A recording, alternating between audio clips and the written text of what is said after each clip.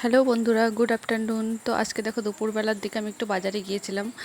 বাজারে আমার একটু দরকার ছিল, সে কারণে গিয়েছিলাম। আর তাছাড়া আমি মার সাথে গিয়েছিলাম। মা গিয়েছিল, তার সামনে জামাই ষষ্ঠী আসছে, মার জামাইয়ের জন্য কিছু একটা কিনবে।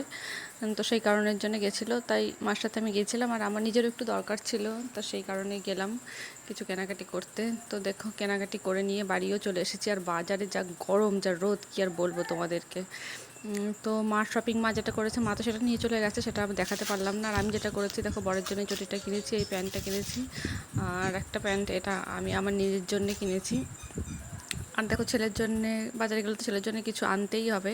তো ওর জন্য এই পেস্ট্রিটা নিয়ে এসেছি, আর এই ফলটা, তরমুজটা, আর হচ্ছে নিয়ে এসেছি একটা কৌটা। আমি এখন ভয়েস ওভার দিচ্ছি, তো এই তরমুজটা দেখতে খুবই লাল ছিল, বাট মিষ্টি ছিল না একটু। মনে হচ্ছিলো স্প্রে করে ওটাকে এতটা পরিমাণে লাল করেছে, মানে লালটা অতিরিক্ত লাল ছিল, তাই সেই কারণের জন্য আমার এরকমটা মনে হলো।